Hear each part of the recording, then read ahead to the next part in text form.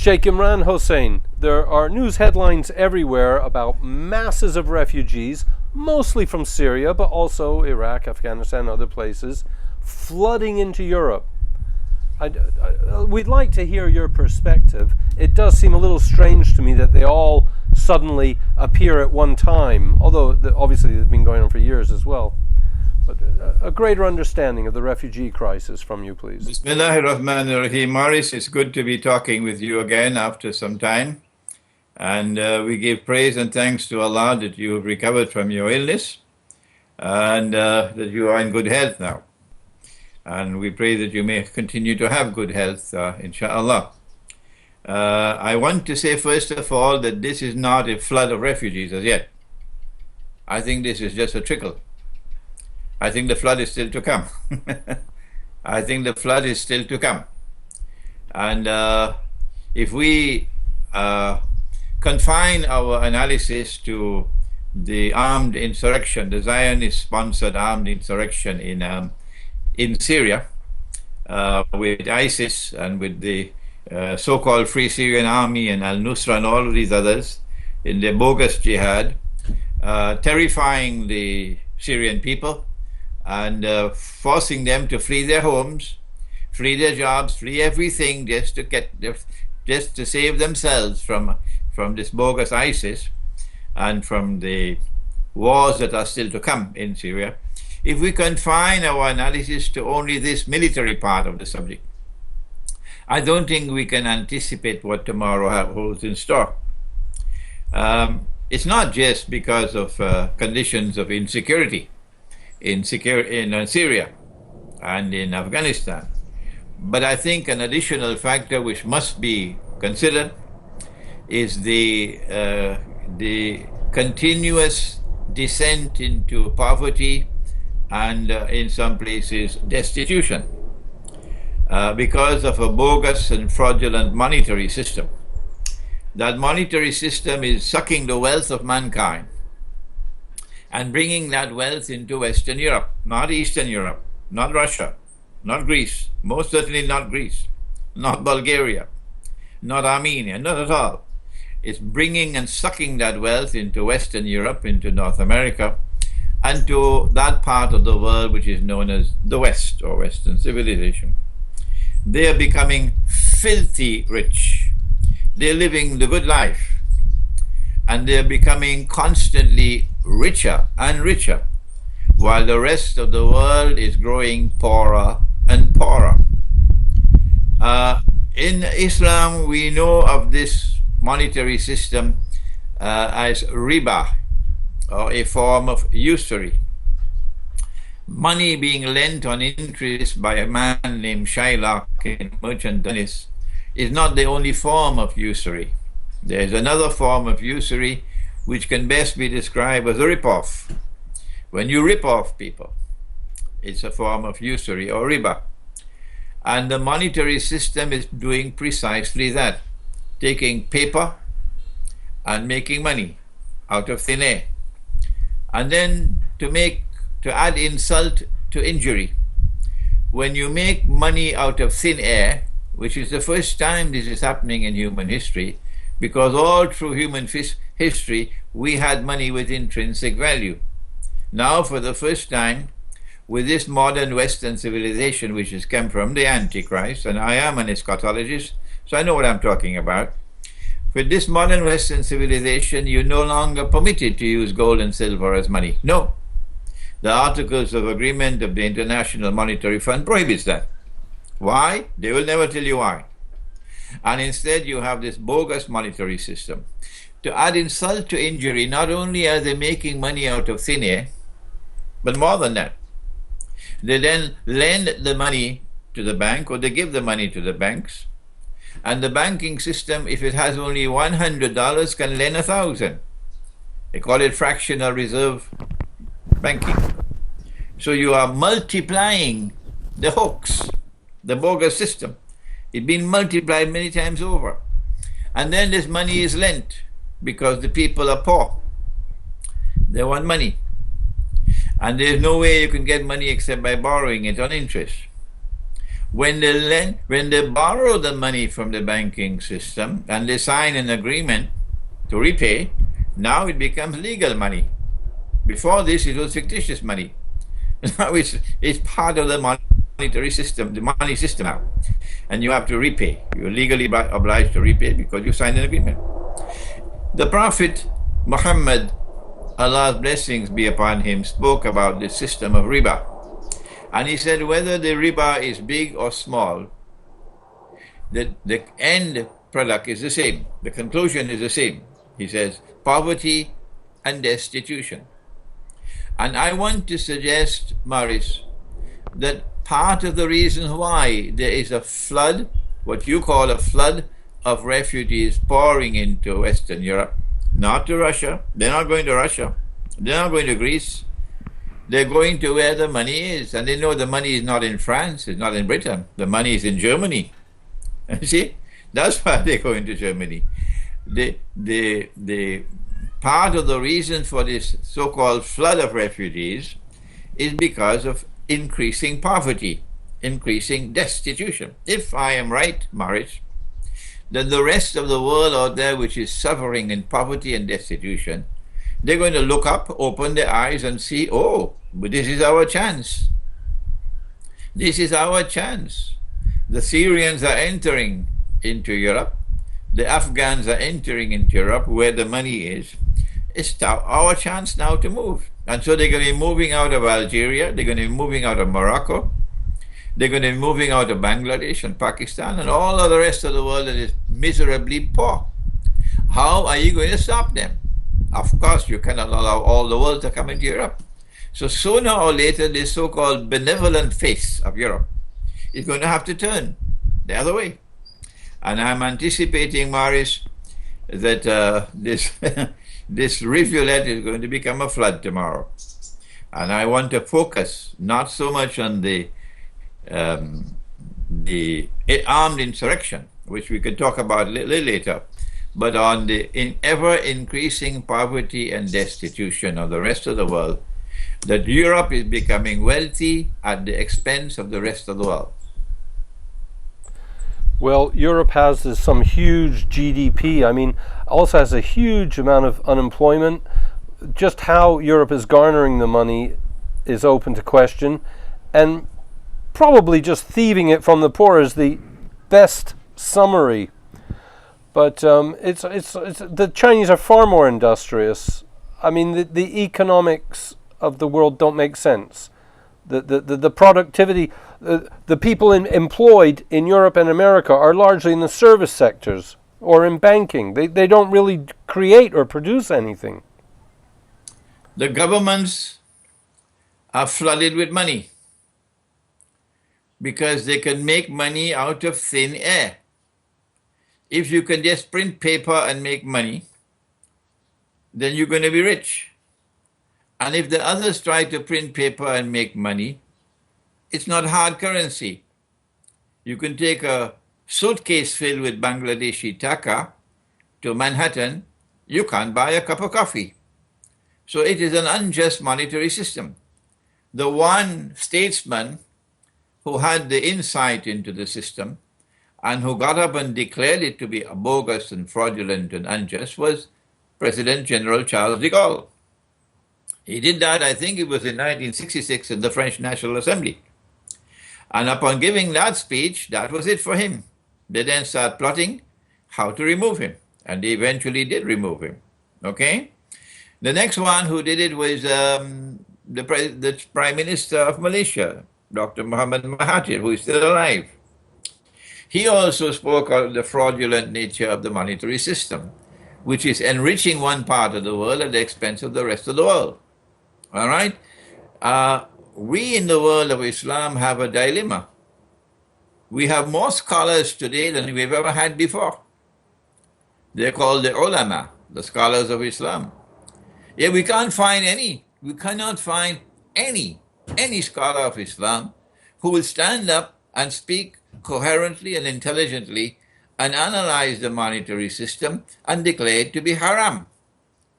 Haram meaning it is prohibited, it is bogus, it is fraudulent.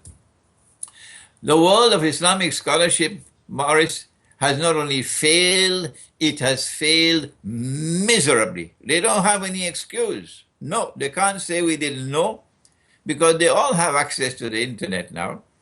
And the information is out there in the internet. I have been lecturing on the subject for about 20 years now.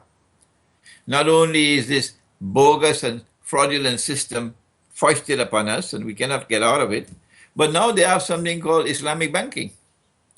And the Islamic banking is just as bogus, just as bogus. No Islamic bank, none, dares to say that the monetary system is bogus and we should return to dinar and dirham or the gold dinar and silver dirham. Everything, little university student out there knows that, but not the scholars of Islam who support Islamic banking.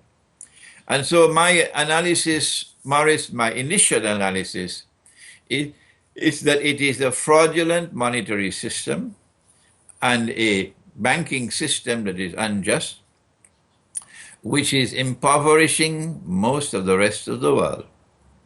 And as a consequence of increasing poverty and destitution, we see this movement from the rest of the world into that part of the world which is the beneficiary of the monetary system, namely Germany. Germany is industrious. There's something about the German people. The German-made products are known for their efficiency. I mean, but Germany seems to have its hands tied, and it's hard to follow its policies and understanding. I mean, it's virtually admitting all the refugees and stating it's going to change the demographics of Germany forever, and it's hard to understand why a country would choose that path. Well, we could, for example, Morris, we could ask you, why, Morris, why can't you recognize? You're an intelligent person, you've been interviewing me for some years now. How come I can't hear you saying that, yes, I recognize this monetary system to be bogus and fraudulent, and it is part of the factor that is contributing towards increasing poverty and destitution in the rest of the world, and this has nothing to do with the industriousness of the German people. No, we're not talking about that. We're talking about the monetary system. Well, first of all, I could not argue and say there's anything bona fide or legitimate or credible about our monetary system. I concur with you. And there are a few voices critical of the monetary system. Not all of them will go for the gold and silver, which I share your feelings, or the Islamic laws, that they have an intrinsic value. I believe that. They're cherished by cultures all over the world. But even in Cambodia, in Asia, and in Britain, there's a whole new type of money lending going on. It's called small loans, and the adverts are everywhere, and people can borrow money over the phone instantly. And I mean, it's a scandal what they do, and the interest rates are sky high. I really do agree with you about the monetary system, but it appeals to everyone, and we all need money, and I can understand that. But there's something sociological going on that perhaps is more insidious and more devious and more devastating, and the refugees are a sign of that. You're taking them out of their history, where they've actually been for millennium, in Afghanistan, in Syria. You're also, in this case, destroying Islam. It could be non-Islamic nations as well that could be the objects. But there's something insidious going on outside of the monetary issues as well, social engineering. That's right. We can now turn to the insurrection. One does not need a PhD to recognize that these so-called warriors, Dajjal's warriors, who are flocking to Syria and to Turkey and to Iraq to join ISIS, they don't ask the question, none of them. They don't ask where the weapons are coming from, state-of-the-art weapons. Where is it coming from? No, these fools never ask that question. They have eyes and they cannot see. They have ears and they cannot hear. And I say to them that your jihad is bogus because it is financed, it is armed, it is trained by the enemies of Islam. But you can't see that. If you go there to fight and you are killed, I will not pray over your body. No. And I will never stand at your grave. Not at all. because you are going there to kill my people unjustly. The so-called Arab Spring was meant to be a cover for taking over Libya. And they succeeded in Libya because Russia failed in the Security Council. We still do not have a credible response from Russia as to why Russia acted the way that it did and sacrificed Libya. We don't have an answer from them as yet. So now Libya is a NATO state. And that's Egypt's goose is cooked now. Because when they're ready to attack Egypt, they'll attack from both east and west. And that's the end of Egypt. Because NATO is now in Libya. The Arab Spring was meant to act as a cover so that they could then also have the chance to topple the Syrian regime. And that's what they're doing now, attempting to overthrow the Syrian regime the way they did the Libyan regime. They've not succeeded as yet. No. And one of the reasons why they have not succeeded is they've not been able to attack the Syrian armed forces and the Syrian government from the air with bombing. They've been moving incrementally towards that. And then when Russia saw their plan, Russia has now intervened and put a line in the sand. Russia is going to defend Syria. It's going to be nuclear war if you take on Russia. And so the refugee problem from Syria is of their making. They're the ones who attempted, who armed these people with this armed insurrection to overthrow the Syrian government. They're the ones who are pig-headedly pursuing this agenda of theirs. No, Assad must go, Assad must go, Assad. Well, why the hell cannot not be that Obama must go? Huh? Why must it be Assad? Why can't it be Cameron must go? Why not can it be that Holland must go? Why must it be Assad? Are you the rulers of the world? Have you been appointed as the policemen of the world? Are you the ones who are going to rule over Imran Hosein? Not at all. Get lost. Muslims are not afraid to die. Muslims are not afraid to die. And you cannot defeat the religion of Muhammad, Allah's blessings be upon you. Forget it. You can never do that. Yes, you can get all these Muslims who have eyes and cannot see to join you in ISIS and go and fight your bogus jihad. But the truth will prevail. The truth will prevail. And we are very pleased, Maurice. Actually, we are very, very pleased that Putin has now put Russia on the line. And Russian troops are in Syria, Russian aircraft, military aircraft in Syria, and Russian tanks in Syria. And we are now heading for the confrontation that we knew would always take place. We always knew it will take place. Our prophet has prophesied this. A big war that will take place in that region of the world between Damascus and Turkey. That's where it's going to take place. It's there in the prophecies of Prophet Muhammad alayhi salatu wasalam. The United States would like to fight Libya, yes. They'd like to fight Iraq, yes. But the United States Armed Forces, they don't want to fight Russia. No. Because they know the consequences of fighting a nuclear war. And so now Russia and the United States are talking to try to avoid war, avoid a conflict. But there are those who do want a nuclear war, Maurice. In the same way that Pax Americana replaced Pax Britannica, our eschatology says that the master plan is for a Pax Judaica to replace Pax Americana, and for Israel to emerge as the ruling state in the world. And then when Israel emerges as the ruling state in the world, our eschatology tells us at that time that a man will emerge in Israel, in Jerusalem, and declare, I am the Messiah. That's the explanation of what's happening. But he would not be the Messiah. The Messiah is the son of Mary, the Virgin Mary. He would be the false Messiah, or Dajjal. But Pax Judaica cannot emerge so long as the world is as big as it is. And so long as you have these two major power blocks, the NATO power bloc and the Russian-Chinese power bloc. And so there are those who do want a nuclear war.